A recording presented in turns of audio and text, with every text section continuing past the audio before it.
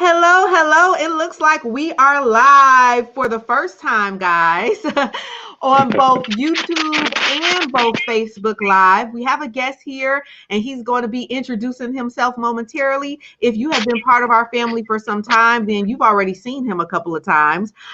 This is some new software that we're using, guys. As always, we're always trying to learn and grow and just find ways to be able to connect with you deeper and kind of just get through all of these glitchy things so that we can connect with you guys with as much ease as possible. So please excuse our dust, as they say, as we're building. Before we even dig in, I want to welcome everyone who has joined us. There's been so many new people who have joined us from our YouTube that we did with Kareem last Sunday. If you missed that, make sure you go check that out. So we have so many new nonprofit family members. Welcome, welcome, welcome. And I'm so glad that you have decided that you really want to serve your community. You want to start putting action behind it. And that's really what we need more of right now with everything that's going on. I did send a quick email reminder. So if you're not on my email list, make sure you're joined as well. And if for some odd reason this is your first time seeing my face, I am Tracy Clark from Clark & Clark. We are nonprofit consultants as well as business coaches. We help you to be able to follow your dreams, follow the things you're passionate about, and go into the area or start working into the area of the community that you really have been called to serve, and then figure out ways to monetize that as well. So the last video we did last Sunday, we talked about 5 different ways to monetize your nonprofit, 5 different income streams that can come into your nonprofit. And one of those income streams was products and services. So we are going to go ahead and have Coach Austin introduce himself, and he's going to be talking about the products and services while we make sure that we are actually live from all of the places that we need to be live from. We have some comments here, so we are live. Hello, Joy. Hello, Yolanda. Oh, my goodness. I haven't heard from you in so long. Please say hi if you're watching, guys. That's the only way that we can be able to see you and know who's watching. So go ahead, Coach Austin, introduce yourself. Good morning, everybody. My name is John Austin, Coach Austin from Austin Business Coaching. Tracy and I have been working together for a little while now, so we got a good relationship going, and I'm glad that what we're doing is helping our community. I have been an entrepreneur, business owner for about 15 years now, and mainly business coaching for the last 8. And our niche in the market, if you will, is to take the entrepreneur and create them into the business owner.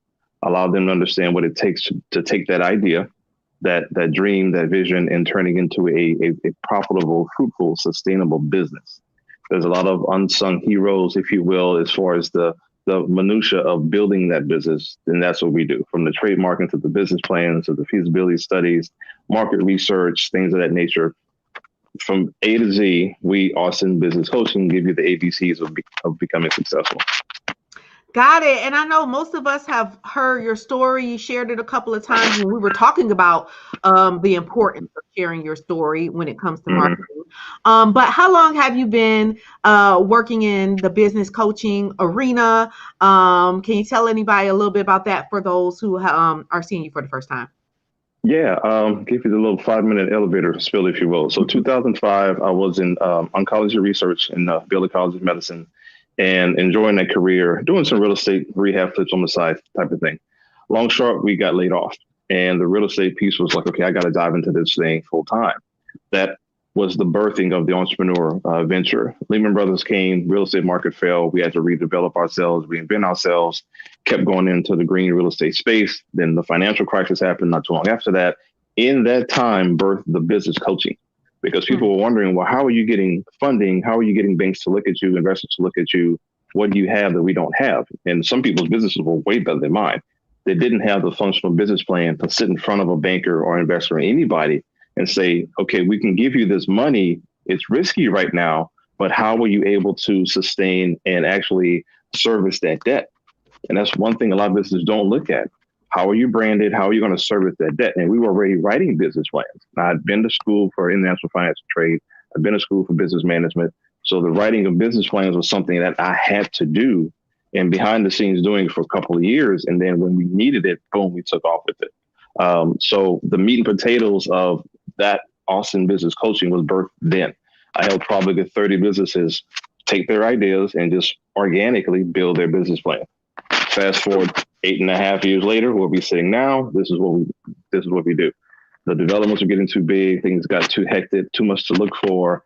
And God's calling and saying, no, I need you to teach the people this right here. Stay here. This is what you're good at. And I love teaching. I love coaching. And here we are.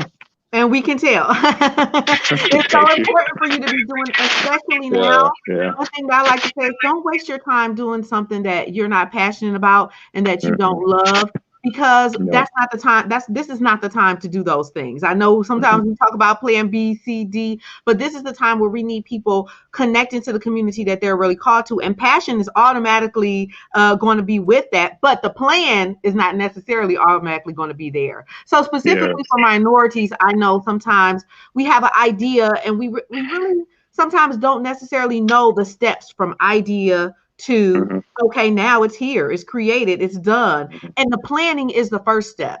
Like Is you it said, you have to be able to show someone. Now you have this idea, but you also have to be able to show them what it looks like, because they can't exactly? see what's inside of your head. So what does that look like? What does success look like? How are you going to measure that? Those are all the things that are talked about in the business plan, correct? Yeah. Yes, it is. It is. You have to definitely be able to. This is the construct I would give anyone, and I've been in these settings, so I can give it to you as raw and as real as possible. You're the banker, Tracy. I am the business owner, right? You're telling me, okay, Austin, I'm going to give you the $50,000 you're looking for, or the $500,000 that you're looking for. What are you going to do with it? Go. And you've got 30 seconds to convince that banker. Once I give you this money, you can service this debt and become sustainable and profitable. If Mm-hmm. you stutter during that session, you don't know what you're doing. And people get really jarred when I say that, like, oh no, coach, I know what I'm doing. And that doesn't sound good. Don't say that. No, you really have to approach it that way, though. So when you're in that parking lot and you're about to walk into that angel investor's office or wherever you're doing, you have to know your business inside and out, and especially from that angle. Especially from that angle.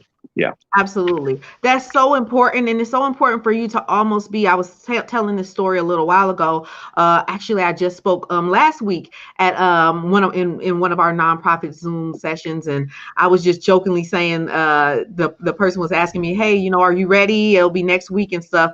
And I just jokingly said, I'm always ready. Because Okay. I know what my passion is. I know what my purpose is. I know the transformation I provide. I know the value I provide. If you know those things, you're always ready to give them to someone who that's where that opportunity meets preparation. So you should always be Exactly. preparing. Have you ever prepared your elevator speech in the mirror? Or Oh have you? yes, So often. there you, I do it there you now. I do it now before we do these lives. I kind make of go sure. through, yeah, give me some. I just can't go. I mean, I can do this thing off the top of my head, yes.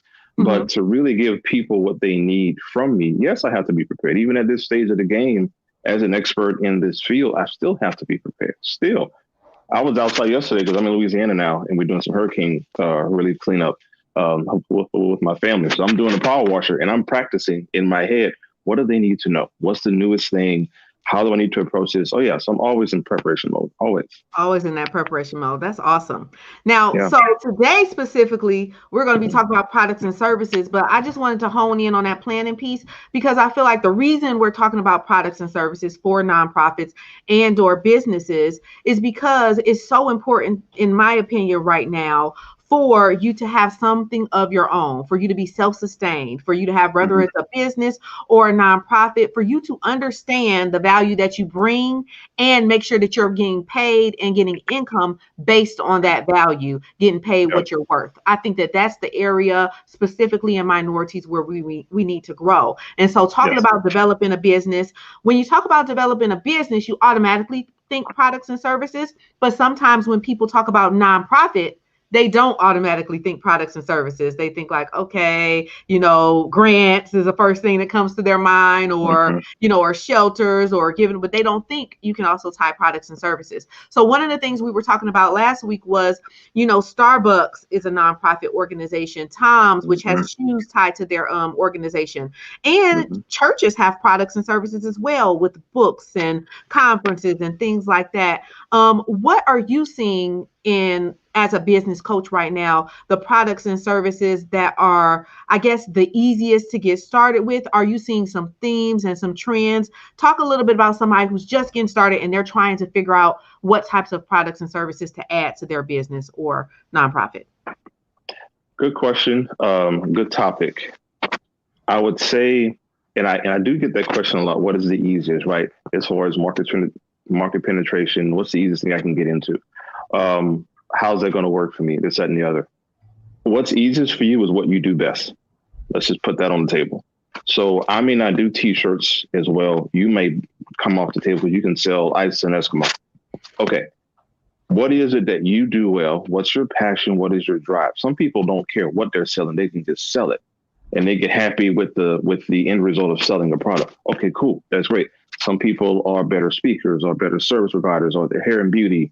One of my clients is his product is in Walmart stores now, and he just launched his next line of products that he does hair and beauty. He's a barber, but he's an inventor, hair and beauty products. He can sell anything, but that's his thing. So I'm like, I have to keep him focused on that. So to answer the question of that, what's easy for me isn't going to be easy for you. But what we have to do is figure out, where's my love at? What do I love to do and deal around? Because when it gets down to the minutia and the nasty, grindy part of it that you and I both know comes with any business. Yeah. You have to be called to do it, and you have to be comfortable in putting in that work late at night, early in the morning, or when you don't feel like it, you're good with whatever that product or service is that you're bringing to the market. So you've got to internalize this and say, what do I need to do? What do I like? What do I bring? Because only you bring you to the market. And that's one thing I think a lot of us forget. Nobody can be Coach Austin. So I'm an expert at being me, but I can't be the next guy on Instagram. I can't be Tracy.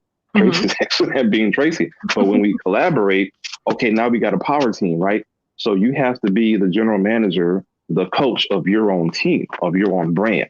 So I can't answer what's best, what's trendy, because what's trendy now won't be trendy tomorrow. But what I would advise people to do is, and again, I'm glad you said what's trendy, because we get off on what's trendy, and oftentimes by the time it's trendy, you don't know how long it took for it to get to market. So now you're hopping on the game late, like buying a stock that's already up on the market. You don't buy late, you buy early. So get into what you bring to the market and what you can have, and now it's sustainable. Again, I've been doing this stuff for 15 years. If you would have told me I'm a business coach in 2005, now I'd be a business coach in 2020 on a live with Tracy. I was like, no, you're not. I'm not talking to these people online. Heck, no. I want to do this. I want to stay out the way. I'm fine. So that being said, figure out what you do best. Hone in on that. And that's where we tie into, and if I can dovetail into this, the market feasibility study is just as, and even probably more important than your business plan. Write this down. Right there. Two things that stood out for me. Number one, that foundation. The foundation is not what's going good in the market, what's making money necessarily right now. You don't start there. You don't start with that market and then now I'm going to teeter my thing around what I think is doing good in the market, because the market is constantly changing. So you'll be all over the place a little bit. But you start with the foundation of what brings you joy. What do you already study? What would you study for fun anyway? If you're good at social media, if you're just somebody who's on social media often, you probably have a lot of information and a lot of education when it comes to social media, and you may have never thought about monetizing that. Well, there are social media managers, or you can determine, hey, since I'm so good at this, maybe I'll build a following and go ahead and start to think about some products and services I can add. Think about the things that come natural to you outside of the monetization thought first. Because those things, that way you start with the easiest foundation, because if you find that first, then the monetization part is easy. You'll be like, whatever you get paid for, you'll be like, oh, wow, I was having fun. I was connecting with people that I love to connect to anyway. I was doing what I want for my friends anyway. Oh, I got paid for that? Okay, awesome. So that's a good point right there. I want to make sure they write that down as well, that the foundation is, what are you called to? What's the areas that you feel like you're most educated in? What are the areas that that you bring the most value to, that people come to you for help about? And then number two, you were talking about market research, correct? Tell me a little bit about, and so we'll go a little bit into that. Yeah, so market research. So the market now, right? Everything is digital. If you like it or not, it is what it is. Your phone and your computer and your Wi-Fi are your ATM machine, basically. So brick and mortars are going out of business, and there's people that I follow who are mentoring me even that are again, and I'm noticing it, but brick and mortars are going away. So a Mm-hmm. lot of these mall stores, things are shifting to discount stores, things of that nature. Is it because of COVID? Is it because of whatever? No, tech has been coming. Look at the tech stocks, even look at the market and what stocks are up, what stocks are down, what's going on here, what's going on there. So long story short, we are digital. So Mm-hmm. whatever it is that you're doing, make sure that your digital platform is part of your foundation. Had a conversation with someone, and I hope she doesn't get mad for me for saying this. I won't mention the name, but we have to make sure that our website is our storefront. So part of your foundation before you even start do market research, market feasibility study, and do market research on what do the websites need to look like. So if I'm Mm-hmm. going to go into t-shirt branding, I need to see who the top dog is in t-shirts and apparel online, and I need to model myself after that person. Don't reinvent the wheel. That's what I'm hearing you No, say. Yeah, don't reinvent the please. wheel. You don't have to. You don't have to go out here just by yourself and look at what's already going on. And like you said, looking at that t-shirt area and okay, I'm excited about this. I'm passionate about this. And this is the t-shirt. This is what the marketing is doing. This is what people are able to provide for this price, for this quality. Asking yourself the simple question, but sometimes hard question, which is, can I compete with that? And why can I compete with that? What makes me Yeah. unique to be able to, is this a market that I'm ready to get into and ready to Mhm. compete? And why would I, as a consumer of this product, or asking my friends or the people around me, why would you purchase this as opposed to these other brands who are possibly already doing it well or already have a high just have already been doing it for a long time, so they can purchase more product and things like that, especially depending upon what your budget is. Exactly. So Exactly. Yeah. Yeah. We, mhm, we definitely have to start to realize two things. Oftentimes people get afraid, and this is from experience I'm having with current clients or current consultations that I'll have. People get worried about, oh, well, this market is too big or everybody's doing it. Well, let's stop with our feelings. I mhm, think, I believe, I don't know. It's coming from what you experience. Stop that. The market could be so big, you can't have your market cap space could be this much. Your market cap space could be 5%, 20%. You don't know. So the market feasibility study is it'll show you how feasible, i.e., market feasibility study. It'll show you how feasible your product, your service is to the market.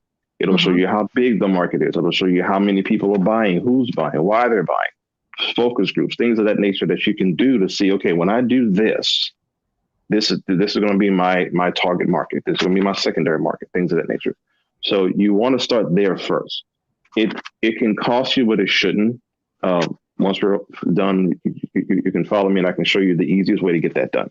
mhm. The most cost effective way to get that done, because they do cost. Big companies pay a lot. So if you Google market feasibility study, you'll see, oh my God, it costs too much. I can't do that. No, there's certain things you can do on your own. There's certain things you can hire somebody to do, but it should tell you, okay, the numbers say this. Okay, so if I do this, this will happen. If I do this, this will happen. Cool. That's your start. That's Mhm. your start. The next start needs to be your mindset in and around that time, if not first. You have to go from the 9 to 5 mindset to a true entrepreneurial mindset, which means your customer comes first. It's not what you think. Like you're going to put a slogan on a shirt, right? And I see this too much. I like the slogan. That's great, but does Tracy like it? Does so Mhm. and so like it? And who am I marketing this to in the first place? So when I put these slogans on, or when I put the social media marketing out, will people gravitate to that? Mhm. If we get that part done first, failure is not so prevalent a year or two down Smooth the road. sailing. What's going on? I don't understand what happened to my product. I liked it. It looked good. You would have answered that question a long time ago. So Absolutely. that's level one right there. Get your mindset together and do the proper research before you get out the gate. And what I'm hearing you saying is filling a gap as well. Filling a Mhm. gap, making sure that you're actually looking at, and that's what that market research is going to do, is make sure that you actually have you want to be solving a problem. There's a quote, I forget the name of the movie, that says a business is, if you want to start a business, find a problem and solve it. Same thing about Yeah. a service and same thing about a product is find a problem and solve it. So that's what you're saying when you say study the market. The market is the market. They're buying.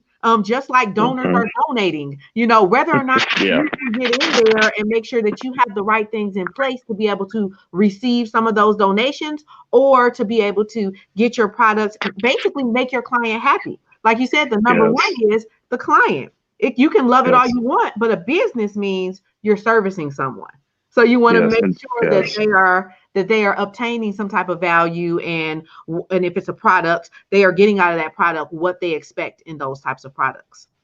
So, Yes, yes. Right before we got into business coaching, when people were asking me to write business plans for them, there was a certain point, and I don't discuss this a whole lot, but there was a certain point for about a month. I sat back and like, okay, what's going on? There's real estate development that's happening. It does pay, but it's this, it's this, it's that. And I'm getting a lot of flux. Let me look at and see. Let me just throw out a couple of things and see how many more people need this. Because I'm getting it and I didn't see it coming, but let me see if I can maximize this because I'm good with it. I like it. And I took about 2 or 3 months and just kind of put the feelers out there to see how many people were doing this and how many people needed it. And to this day, it's still, there's so many people. They're not as like subcategories of entrepreneurs who need entrepreneurial training, small businesses who need small business education, medium. So everybody really needs something or another.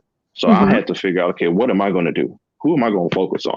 And then people say, well, John, you can go focus on, so-and-so, they pay more, or this or that, this or that. But my focus is that newbie business, people that are just starting, right? Those that may have started businesses seasoned enough, but haven't really taken off like they need to. And those that want to scale, but just don't know how. They all need the same basic service in my mind. So I can go ahead and create that for them. So with that being said, if you're starting your own business, this is where you want to begin. Because if you begin right, you need to begin with the ability to scale. Okay, absolutely. what problem am I going to solve? How am I going to solve it? I'm good with that. I'm happy with that. Okay, cool. How do I build my foundation so that I can scale when it's time? And that focus is so important that you just said. I want to make sure that that point hones in. Another thing to write down is you just described your target market, your target avatar, the problems that you are solving. That step gets missed so many times, especially in service-based businesses. Someone may say something general like, I just really want to help people, or I want to help people like me. Well, okay, we need to go a little bit deeper. What exactly does that look like? What does that person look like? And as soon as you find out, as soon as you do get that first person who, and it's not always, a lot of times when you're entering into the entrepreneurial area for the first time, you enter into it with that mindset is so important. And you talked about the mindset of that 9 to 5. And so what I noticed with the mindset of employees sometimes is this is a job. Almost it's supposed to be a little frustrating or hard, but as long as I get the paycheck, it's fine. Not necessarily. You can be doing something that you really love and you're really passionate about as well.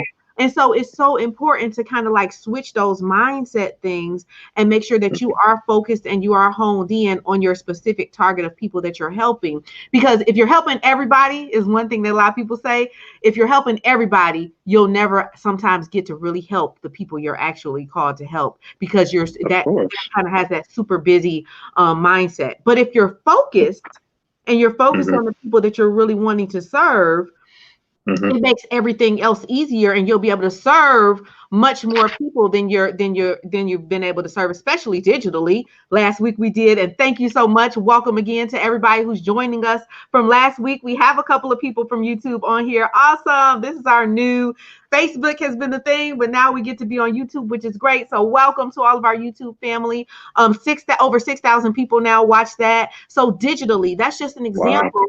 Digitally, you were able to we were able to touch and to affect and to cause transformation in 6,000 people at a time. That was a much more productive way to do that, as opposed to me going and talking to people individually, one at a time, helping them and changing and things like that. So that's just a good point that you mentioned as well.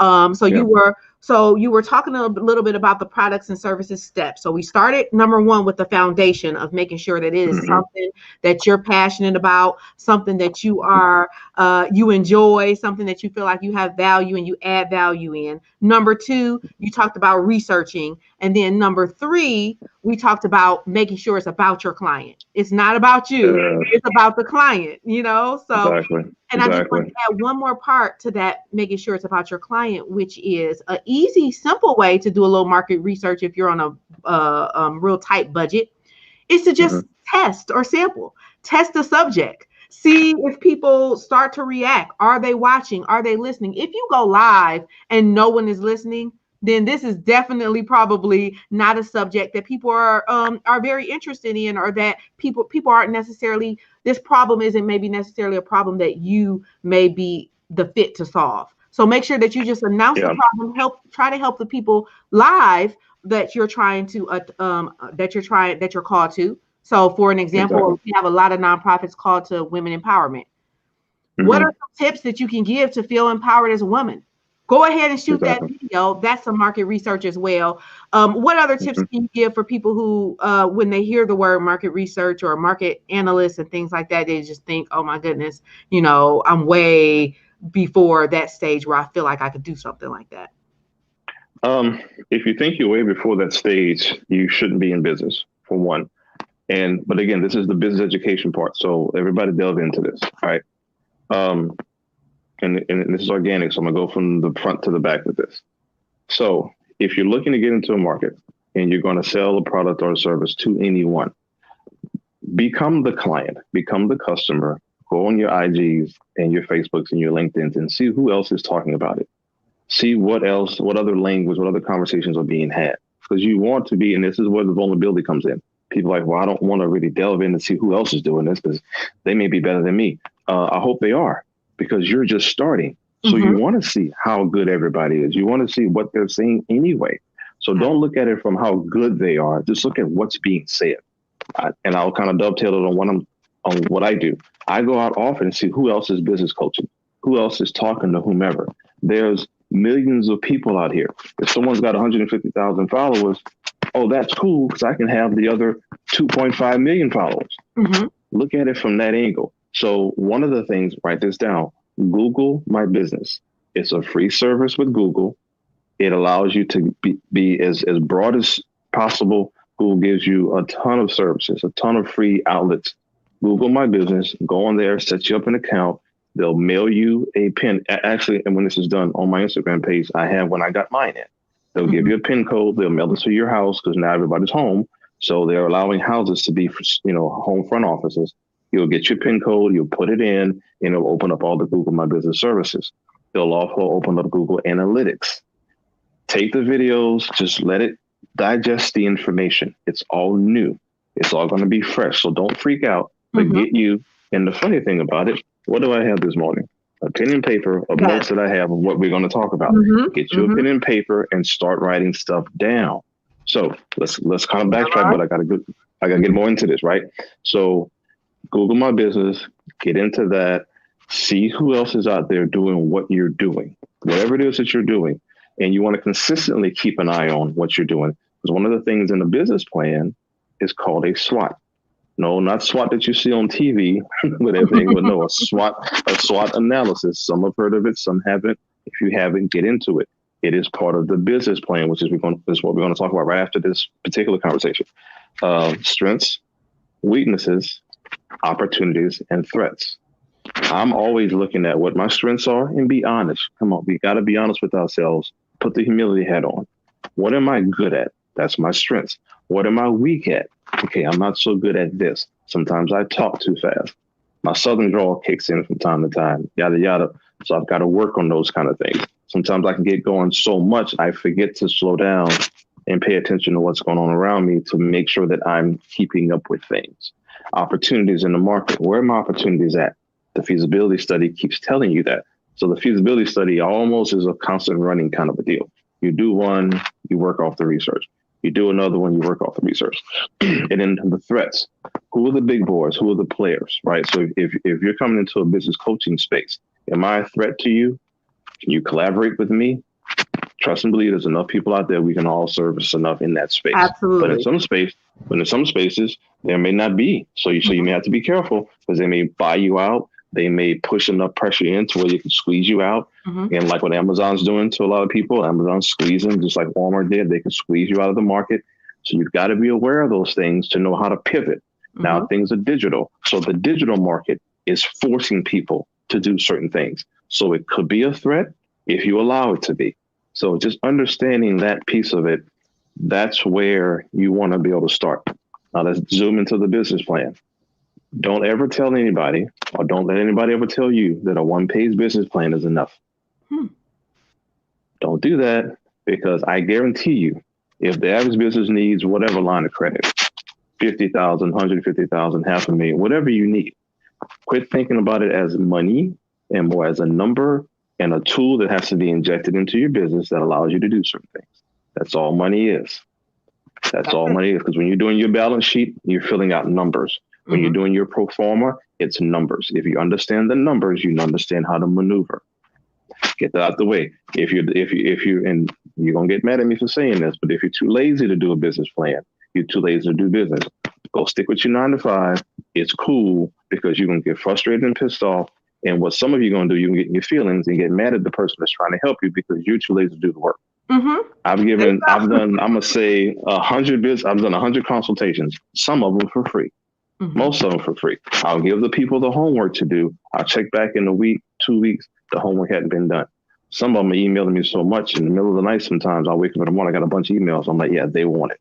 So if you want to do the work, if you really want it like that, if you want generational wealth, and all these things that people say are cute now, put in the work, and I guarantee you it will be fruitful. I'm a country boy from Louisiana. So how in the heck am I supposed to take a business from my garage to overseas, take the L's that I've taken, and then still be where I'm at teaching you right now? It takes work. But like I said in the beginning, what did we first say in the beginning? If you're passionate about it, and if you love it like that, it's not going to be work. Why are you on your phone? Yeah, it's not. It's not about work. It's not about work. It's never about work. Absolutely. It's a labor of love. It's a labor of love. You're connecting with people. We've connected through business, and so you meet all these people that are tied to your passions as well. And you're basically finding ways that you can help each other, that you can be able to help them and elevate some of the things that they're doing that you're not doing, and vice versa, And so, like you said, that's a labor of love. Joy said, preach. Yep. This is really good stuff. Thank you, Joy. We really appreciate that support there. And it is good. That planning, that's one of the steps that a lot of times our people skip, is that planning step. That is it's absolutely crucial. And it shows, even if, because I like to, some people say entrepreneur is like building I don't know who created this quote, building a parachute after you jump out the plane and building it on your way down. And I will say, from the unlikely entrepreneurial aspect, I started my first business when I was 10 years old. I didn't know what I was doing. I didn't know what a business plan was. I didn't know, any of this stuff. And so, and then I did not go to school for business. I went to school for teaching, for childcare, and ended up starting a daycare, which was my first real lesson in business, because I was working at a daycare and I was getting paid, I think at that time, like $8 an hour or something. And I started counting her money. Like, oh, this how much, this how much she charged for $200 a week. I got the whole class. It's 20 people in the class, and they my class. But wait a minute, these numbers don't add up. So it just they add up, all right. They don't add up for you. And so I was like, oh wow, that's a need. A need is childcare. It will never not be a need. No matter if things are going well and people need to go to work, they need childcare. If things are not going well and they need to look for working, they need childcare, and we're going to always be having babies, So that marketing, I got into that marketing, I learned business from that aspect, and I really just decided and deciphered that it wasn't bringing me as much joy because I wanted to travel. I wanted to be there for my family. That's why I started the business. And when it comes to children, that responsibility, and even if you have staff, it's a lot heavier than when you're dealing with adults. And so I just decided that I wanted to be able to do something I could really travel with and I could do virtually. And that's how I ended up kind of taking that turn. But I realized, for instance, let me give you a little story about the childcare and planning. Because I didn't have the proper plans in place, there's a lot of things you may bump your head on that was not even necessary if you had did the planning first. And so that's why it's so important, while we're coming back and saying, take the time to build that foundation and understand which direction you're going in before you start going in that direction, And so, for example, I started hiring in my daycare, and I was so excited This is my first time. This is like 20 years ago. This is my first time hiring. I've always wanted to hire. This is going to be great. And so I started hiring in individuals. People would tell me all types of different types of stories I never hired before. Did I plan and look Mm-hmm. at what I was supposed to do? No, I just jumped in there. Well, what I found was, okay, Tracy, you forgot to put into place different plans and different expectations that are needed. So when I had someone on their phone all the time, when we're watching kids outside, anything can happen at any point in time. I was like, oh, wait a minute. I should have put in a plan that they signed that you're not supposed to be on your phone. You're not supposed to, you need to watch. And then it wouldn't be as Mm-hmm. confrontational because they saw that in the plan at the beginning. So it's just so Exactly. important to take a step back and build that foundation. But I have to put this out here and get your opinion on it. Do you think Mm-hmm. that there are a group of people that are over planners as well? That sometimes you can get stuck in that planning stage? They can, and I think those are the ones that are more fearful. Mhm. They have a skepticism about them. They have a fear about them because they're overthinkers, over planners, and they're not actionable enough. So one of the things I find that I like about being a coach is that I can give you the game plan, but I'll spoon feed it to you because I know exactly pretty much how much you can take at one time. So when I have consultations or when I have my class, I have a class starting next week, and I'll break down the class as far as I know how much you're going to receive. Even from this live, they're going to receive only so much. So when I say take out your pen and paper, write it down so it stays with you. But yeah, there are a lot of people that are over planners, and it's not a bad thing. They just have to compartmentalize that planning. Plan it, then put in there somewhere, when am I going to actually manifest this plan, Yeah. right? So, so even for right now, the business plan type people get the business plan software, get started with it, but you want to have a time when you're going to implement this plan. The planning is fine, and you feel comfortable in that plan. I'm about to get started. I'm about to get started. I'm too scared to get out there because if I do and say I fail, no, failing is quitting. So if you're not quitting, then you're not failing. Then You're you're just gonna learning. fall down. Exactly. Exactly. And you're constantly learning and just adding those Yeah. action steps. That's what I found because I can get into those zones as well sometimes.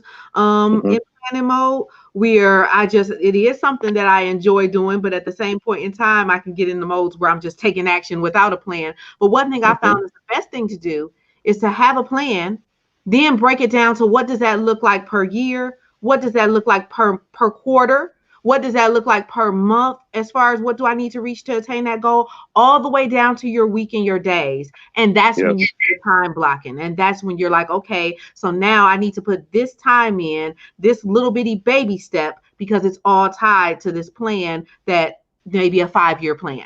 And so that's Exactly. kind of the way it works to be able to take the action and to plan and to do that in a balanced way. I'll Um, say so this. You mentioned the 5-year plan, right? So we're talking about nonprofits mainly here, right? As far as products and services. Um, if anybody wants to put a thumbs up in the chat box, who knew the National Football League was a nonprofit? yeah, absolutely. So Who knew that? yeah, Yeah, that's a yeah. common So common. yeah, Go ahead. yeah, common. So they're a nonprofit. But what I would like for everybody to do, nonprofit or not, you're the nonprofit expert, right? I'm interested to see how many people knew that the NFL was a nonprofit, um, but they still operate as a business. So your tax election, S corp, C corp, nonprofit, LLC, LLP, get with the Tracy's of the world, let them figure that out for you. But you still have to function as a business. You mentioned the 5-year plan. Again, free note, Business Plan Pro software. Don't get the expensive one. Get the $30 one. Get the $29.95 one, or go on Amazon and get the one from 4 or 5 years ago. Business Plan Pro. They've been doing this stuff for a while. That's the second tier. Go Plan. to Score. Go to Score. SCORE. SC, S as in Sam, C as in Charlie, ORE. They have a free template. If y'all need one, I'll go ahead and send you one, Tracy, of the business plan template that I use. Okay. Um, the 5-year plan, the 7-year plan, the 1-year plan. It all starts from you need to write down and answer those questions in that business plan template first. That'll give you an idea of where you need to be. It'll give you the broad scope. Mm-hmm. Okay, my 7-year plan is this, my 5-year plan is this, my 3-year, my 1 year, right? Like we said on the live a not too long ago, we talked about time management. Every Sunday, I sit down and I write out my week, right? And I go through my Monday, Tuesday, whatever. I got certain days I do certain things. The next acronym I want everybody to put down is systems. SYSTEM. Save yourself time and money, but you have to have systems in place. You can't do everything, but you're ultimately going to do everything because as you as a person who hires, right? Every CEO is going to hire somebody, but you have to understand the systems and how your business is working to understand who you need to hire for what. I'm not the branding marketing person, but I understand that before you get your business started, do not start marketing right away. Don't do that. Don't do that. I need to start marketing. No, you need to develop a brand. People need to know who you are first. Your brain needs to speak to the market before you even get out there. How do I know what my brand needs to look like? Yeah, well, look at it, see what everybody else is doing, and then put your personality to it, put your brand together, and bam, let it come out to you. So before you get off this live, you'll know who you are and who I am. That's our brand good. is to speak. That's good that the brand is speak because if you go in and you start marketing first, the first thing, even if you have a great product, even if you have a great service, people don't know you, people don't trust you, people don't know why they should purchase your service or why they should. You're building a relationship. Actually, and this is funny, my 18-year-old just asked me this question about one of the real popular gender what is it, Kardashians or something like that. And he was like, if someone doesn't have to build income anymore and stuff like that, why do they keep posting? It's not like they need to say new post. People see they post all the time. And we were saying that it's about the relationship. No one wants to see you selling them something every time they see you. They want to build that relationship even more now than ever.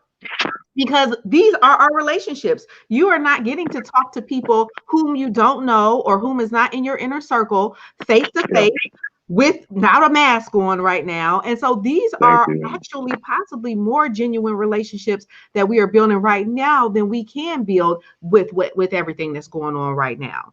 And so it's just so imperative for people to build that plan first, but then start to, like you said, start to build that brand while you're building the plan. Build the brand of what your message is. For me, service-based is transformation. Transformation, you don't have to sell. Transformation, you don't have to, my earphones fell out. There we go. But like I said, transformation, you don't have to sell. It sells itself. If you have figured out a way to transform something in your life and you can break that down and figure out how to create a course or how to create some steps or how to be able to motivate someone else to create that same transformation and change, you'll never have to sell anything again. So building that brand is so important. How long do you build your brand before because a lot of times you come from 9 to 5 to entrepreneurship, and sometimes you're just like, okay, but with 9 to 5, I know when I get my paycheck. I know when I'm going to get paid. And a lot of times that kind of confuses people, like, but when am I going to get paid? But I got to sell this product because I just came out here. I talked about something. So I'm supposed to get paid right now because that's how the 9 to 5 mindset has taught you. So how do you get out of that? Time, patience, breathe, and keep the 9 to 5. And this is the $500 an hour advice. I hope y'all taking notes, really, because expectations and perspective are the keys to initial wisdom. Okay. What are you expecting from this? What are your perspectives on what's going on? You can't be me at 15 years into this thing. And again, I've had clients over this whole globe. I've taken the first class trips, sat in banks where I had my sponsor translate stuff for me. Been in conferences where people wait 2-3 hours to talk to me after it's over. Spoken at global summits where you've got the microphone in your ear and the people in China said the joke, but everybody else laughs later because the translator took a minute. I've experienced those things. Thank God. It's none of that. I'm just trying to give you perspective. So if you're just starting, everybody that's on this particular live who's watching, if you follow our advice, you can be where I'm at in 5 years, not 15. If you just hone in and just take your time with it, give yourself at least a year or two. Everybody, the air just went out the room for some people. A year or two. I want to make money now. It don't work like that. So please be careful with the whole instant gratification of some people putting stuff on Instagram and then their homeboy posted something about, oh yeah, I made $7,000 this month. That's great. And that's very possible. But what I want to see is sustainability. Have you been doing this $7,000 a month for the last 3 to 4 or 5 years, 6 years? And will you be doing this for a long term? I don't know. I want to see that. And sometimes I'll jump in these little comments. I'll make comments. Never get an answer back though. But what you want to have is sustainability in your business. You can't learn a business because you have to go through a cyclical pattern first.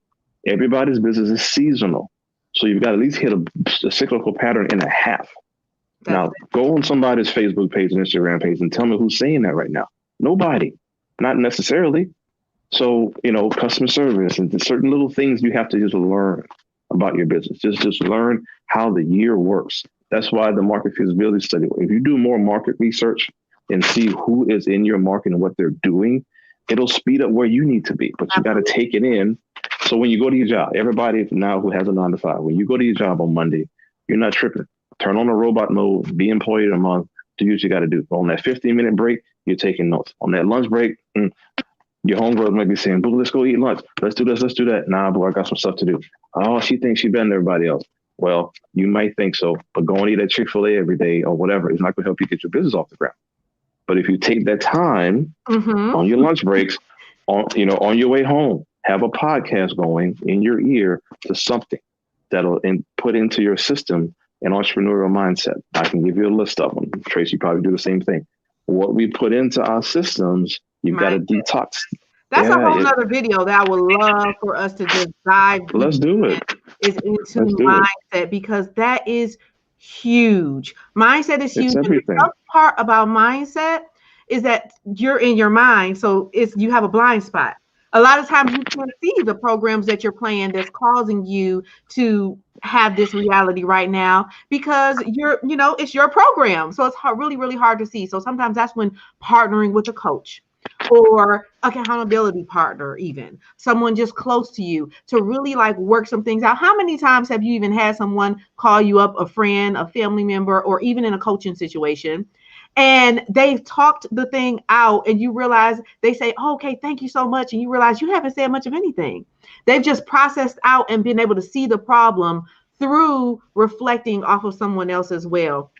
A powerful mindset moment for me was probably about 10, 15 years ago when I was transitioning out of the childcare and into wanting to do something that I can do from anywhere. And that's how I got into nonprofit coaching, business coaching, and then nonprofit coaching. And I got a coach, a mindset coach. So that's an important note that people who, when you're trying to do something powerful, when you're trying to make transformation, when you're trying to make change, you partner with someone who's been there, done that. That's not reinventing the wheel. So I got a coach, a money coach, because I don't come from good money mindset programming. I grew up in Detroit. I grew up in the hood, and I grew up with a whole different mentality. So my coach asked me a question. I don't remember the whole session, but I remember the question she asked that just broke a huge wall for me. And the question was, she said, I take it back. I don't remember the question. I remember my answer. And my answer was, she said, well, what do you really want to do? That's what the question was. And my answer was, well, if I could do anything, I would ... And I don't even remember what I said after that, because the part that she honed on in that I brushed by, that I said all the time, was if I can do anything. And she was like, that's an interesting statement that you make, if you can do anything. Why do we make that statement? Why do we assume that we can't do anything? And that just hones in on some of that mindset stuff, little bitty things that may be blocking you in your path to growing a business, to being an entrepreneur. Because if you could just throw out a percentage, I don't know what the actual facts are, but how much of this do you think is mindset? 90. The last time I did a study on it, it's about 92.3. And that's range. I was not thinking that at all. No. And that's the thing. Well, I'm teaching these little classes now. So I'm teaching a class strictly on entrepreneurial mindset. Strictly on entrepreneurial mindset. And a lot of it's mindset. Almost the point you made earlier about the Kardashians, why they keep posting the way they're posting, so that people can have people don't forget who they are. But if you stop advertising per se and stop putting your brain out there and stop relating to people, people will forget who you are. And the person that may not even have a good product or service, but looks good, feels good, is soft to be around, they'll gravitate towards that because it's easy and palatable, right? Absolutely. So if I'm palatable, and if you feel that, hey, I can get something from Coach, I can get something from Tracy. She's great. She's this, she's that. You may not be the best at functionally doing what you're doing, but oh my God, imagine if you were both. So there's no reason why, if you tell me, and this is maybe just me, but you can't tell me what I can't do. Mm-hmm. And please don't even try to tell me what I can't do, because I'm gonna wait. I'm gonna be real quiet about it, and you're gonna see me flying by you like 80 miles an hour. Like, he did that. Yeah, he did that. Why you sitting by there? So people that say, and I hope everybody takes this in. Nobody can tell you what you can't do but you. And but listen to that part. Nobody can tell you what you can't do. But so if you tell yourself, no, I can't, if those self-defeating thoughts sink in, then you're pretty much not gonna do it. But if you tell yourself, I'm going to do it, I've gotten to a point where I don't just say, I'm going to do it. I've already thought about how I'm going to get it done, and I'm planning to get it done, and I'm doing it. And then my issue, I got to just pull back a little bit sometimes. So as an entrepreneur, especially the newbies out there, the ones that are kind of getting started, don't let any of this stuff scare you. Don't let COVID scare you. Don't let, if anything, plan for the next recession that's coming. Plan for, okay, how am I going to position myself now? Branding and positioning, write it down. Branding and positioning is important. The market feasibility study to show you where you're going to fall, where you're going to position yourself, how you position yourself. Yes, get with one of us to understand the psychology of this stuff, because there's artificial intelligence out there that I'm actually have in my computer that allows me to send an email out. And I know all my clients' personality types. When I send an email out, it will change the email to speak to you. Send me that email. We'll talk about that after. Oh, yeah. I know everybody can have it, but just understand how you're being talked to. Understand how you're being. So if you understand the psychology of who you're dealing with and how you're dealing with it, there's nothing you can't do. So if people understood how really easy entrepreneurship is. So now everybody that's going to work next week, people say, well, I won't be able. No, one client said this to me. He said, and I hope we don't run over, but this is important. He said, I can't wait till I'm about 3 years in and making money. I can be free from my job. And I said, nah, bro, you free the minute you say you're going to start your own business. You work the job, but now you can mentally detach from it because it's not all that you're doing. Absolutely. So if it's a hobby, if it's a side hustle, but you're really passionate about it, why don't you just create the business out of it? Let it be part-time, because you really shouldn't quit your job until you're at least 3 times earnings anyway. So if you're making $50,000 a year, your business should at least be creating positive cash flow, a net of 150, so you can move away. You've understood your cyclical patterns, so you understand here's my up season, my down season. Because people quit their job too soon, they didn't hit that cyclical pattern. They don't understand when their business is falling as far as sales. You don't get discouraged, you understand it. So if you just get that part together, you're fine. Now, if you get laid off, if things happen, you can dive in. You know, learn from your job that you're at. Hopefully it's something that possibly, if anything, it's a business. Okay, that's my next. When did it start? How did it go? How do they handle clients? What type of systems do they have in place? You know, it's just that people go to a place to learn what's going on. So use that as an opportunity while you're there, wherever you're at. There's going to be something you pick up for your business as well. So like you said, follow that mindset. Absolutely. It is mindset, and how you're going to take action on what you've been learning. Go talk to your HR person. Go talk to one of the execs. Understand how the business is working. Don't just be the employee. Now you need to see the world for what it is. Look at CNBC. Watch different.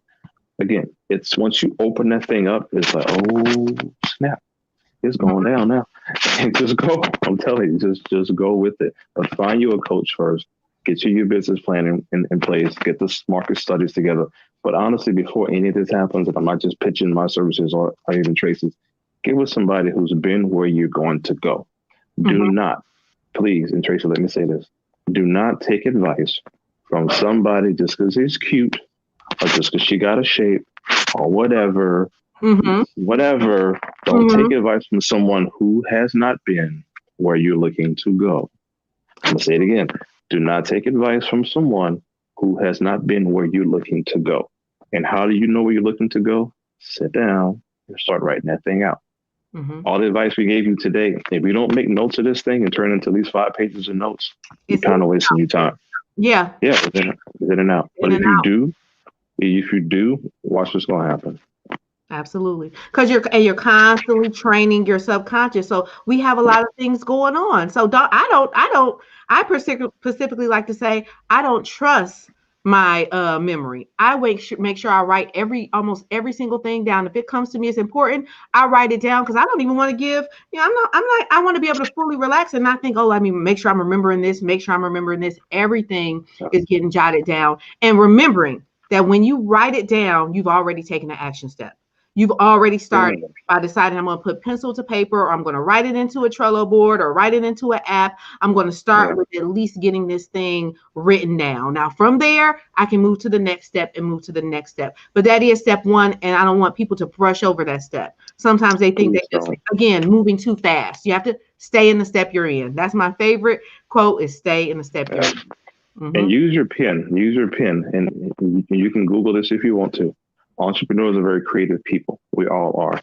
Don't type all your notes in. Write your notes in. There's a part of the brain that they're noticing, and this is studied by Stanford. This is studied by Nova Linda Hospital, that children are losing their creativity because they're not learning the right cursive. There's a part of your brain that is tied into writing. When you're physically writing, the creative part of your brain is functioning. So when you color or things of that nature, if you're just typing and staying digital, you're losing your creativity. So the main thing that you want to develop, you have to start writing. And it's just studies. You can case studies that are out there. Research that. Don't take what I'm saying, but research it. I'm telling you, if you write. I've heard that before. There are a couple of things that I will write.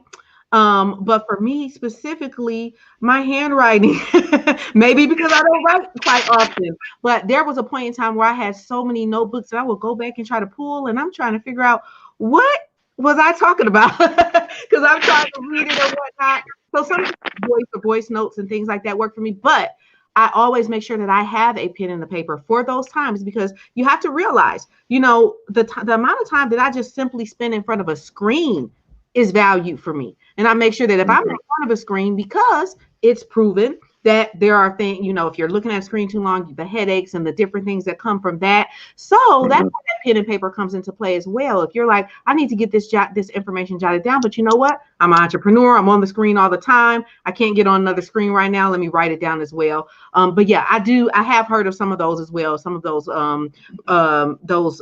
you were saying research and things like that state that it's something about that pen and paper connection that is totally different from typing in your phone and things like that. If I can give everybody one takeaway as far as a lifestyle practice, right, to leave this with, expound on the notes that you've taken today. I don't know what kind of music you like to listen to or whatever. Put some music on, get into a quiet space, close the door, put the AC on or whatever, and get the business plan template, get everything, get your little computer, but take your time and just start writing. Answer the questions off of the template. And I've seen this work. I've done my own case studies on it. Answer the questions. You want to get what's in your brain out on paper for now. Get it out. Just totally deplete what's in your brain out. Then what's going to happen, and you're going to laugh when this happens, when you've totally answered all the questions. Don't feel bad about what you don't know. That's fine. What you don't know, now go research and fill it in. Research and fill it in. Once you've finished filling in that score, that initial business plan, now go get the Business Plan Pro. Now you can type in everything that you've written out. And when you get done with Business Plan Pro, you're going to hit enter and it will formulate your business plan. Now you'll have a digital copy. Now you can take that copy and take it to a bank. Now, but what did you do though? What did you do? You just wrote your business plan almost 4 times over. So if you're sitting in front of a banker, investor, or a colleague, or you're looking to partner with someone, or you're looking to scale your business and get a vendor, you need to know when you're going to be when your break-even point is. That's another conversation. You need to know when you're going to go from just revenue to profit. So if you've written that down and you've already studied it and you put it in play, okay, now you're fine. Now you know now you know your business. So instead of taking off and just running without a plan, at least pave a road for yourself to know somewhat of where you're going to go. And if things pivot off, of course, at least you can go back to your business plan and be like, it said this, but now I found out this. Adjustment, minutes to the meeting, edit that minute to the meeting, boom, you're going, okay, now I can go. Now you're functioning as a business. And if you do that, a lot of people aren't, but once you start to do that, everyone that's listening to this will be way more ahead of the game than everybody else. Now the whole fear of where you should be and how long should it take, it'll answer itself. Because trust me, you'll be busy enough doing this for a good couple months, easily. Absolutely. Absolutely. It takes work. It takes work. A lot of times, specifically with our people, sometimes there's shortcuts that we think about for a long time. Like, oh, well, what? Oh, that looks like a shortcut, or that looks like a shortcut. What I found with a lot of the shortcuts is you take yourself a longer way. You take the long way when you're looking for the shortcut. Have you ever actually been in a car where somebody said they're taking a shortcut and you like, really? This don't feel like a shortcut. You're taking the longer way. You're taking because you're focused on those shortcuts. The sooner you start to do that work, that mindset work, that knowledge, that accountability to what you're putting in your body, physically, spiritually, what you're watching, then that's when you're going to start to see those results. That's how you speed it up, is be ready to do the work. Be ready to really focus, mindset, development, and who you're linking with, whether it's virtually or whether it's physically, who you're linking with. And that's where that coaching comes in. Thank you, please share that. What you think about, you bring about rewiring my mind. I love it. For those who are trying to want to reach out to you or follow, can you go ahead and give them your website or your Instagram or wherever you are most present? Yeah, so I'm most present on Instagram because it seems to have such a flow on it. Underscore Austin Business Coaching is on Instagram. So Instagram.com _ Austin Business Coaching. Facebook.com. There's no underscore, just Austin Business Coaching. Alpha King CS. The CS stands for Coaching Services or Consulting Services.com is our website. And that's what you can mainly find me on Instagram. I do a lot of just pop-up lives, a lot of different posts that just trying to give as much organic information as possible. So if you scroll through my posts by themselves, you'll see examples of clients that I've had. You'll see business plan examples. There's a ton of stuff that I try to make sure I put there. So definitely there. And I'm starting to build Facebook up per Tracy. So I'm going to build that up a little bit better. I love Facebook. I don't know if that shows my age or what, but no, but it's a difference. Yeah, no, but they all have their certain place. So you got to have your YouTube, Facebook, and Instagram family mixed together. But you can definitely find me there. And again, just trying to bring as much organic, real information to the people. All right. Yeah. Well, thank you so much. We have really appreciated you. Thank you for everyone who has worked out these kinks with us. We will be back every Saturday live at 11 a.m. This coming Wednesday, we're going to be live doing a Q&A specifically. So I'll be doing a Q&A live. That's over in my Facebook group. We'll have all of the links up under here as well. And we will see you guys next week. Thank you for bearing with us, the ones who have stayed so long. We really appreciate it. And again, welcome to all of our new nonprofit family members. If you have any questions for me, feel free to reach out. And we will see you guys on the next live. No problem, Coach Austin. See you guys on the next one. All right.